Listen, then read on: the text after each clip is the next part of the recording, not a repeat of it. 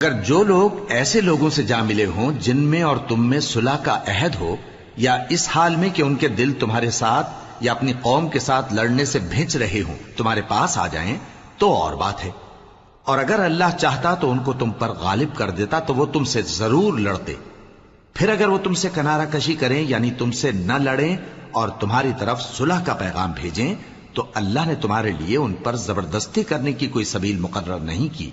تم کچھ اور لوگ ایسے بھی پاؤ گے جو یہ چاہتے ہیں کہ تم سے بھی امن میں رہیں اور اپنی قوم سے بھی امن میں رہیں، لیکن جب فتنہ انگیزی کو بلائے جائیں تو اس میں اوندھے منہ گر پڑیں۔ تو ایسے لوگ اگر تم سے لڑنے سے کنارہ کشی نہ کریں اور نہ تمہاری طرف پیغام صلح بھیجیں اور نہ اپنے ہاتھوں کو روکیں تو ان کو پکڑ لو اور جہاں پاؤ قتل کر دو،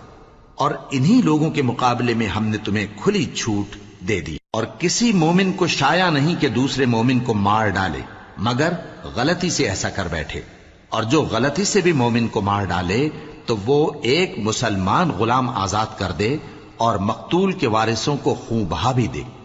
مگر یہ کہ وہ معاف کر دیں۔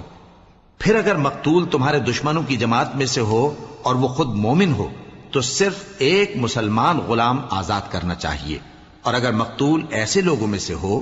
جن میں اور تم میں صلح کا عہد ہو تو وارثان مقتول کو خون بہا دینا اور ایک مسلمان غلام آزاد کرنا چاہیے، اور جس کو یہ میسر نہ ہو وہ متواتر 2 مہینے کے روزے رکھے۔ یہ کفارہ اللہ کی طرف سے قبول توبہ کے لیے ہے، اور اللہ سب کچھ جانتا ہے،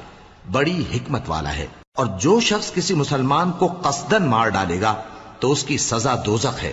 جس میں وہ ہمیشہ جلتا رہے گا، اور اللہ اس پر غضبناک ہوگا اور اس پر لعنت کرے گا، اور ایسے شخص کے لیے اس نے بڑا سخت عذاب تیار کر رکھا ہے۔ مومنو، جب تم اللہ کی راہ میں باہر نکلا کرو تو تحقیق سے کام لیا کرو، اور جو شخص تم کو سلام کرے اس سے یہ نہ کہو کہ تم مومن نہیں ہو، کہ اس سے تمہاری غرض یہ ہو کہ دنیا کی زندگی کا فائدہ حاصل کرو۔ سو اللہ کے پاس بہت سی غنیمتیں ہیں، تم بھی تو پہلے ایسے ہی تھے، پھر اللہ نے تم پر احسان کیا، چنانچہ آئندہ تحقیق کر لیا کرو۔ بے شک جو عمل تم کرتے ہو اللہ کو سب کی خبر ہے۔ جو مسلمان گھروں میں بیٹھ رہتے اور لڑنے سے جی چراتے ہیں اور کوئی عذر نہیں رکھتے، وہ اور جو اللہ کی راہ میں اپنے مال اور جان سے جہاد کرنے والے دونوں برابر نہیں ہو سکتے۔ مال اور جان سے جہاد کرنے والوں کو بیٹھ رہنے والوں پر اللہ نے درجے میں فضیلت بخشی ہے،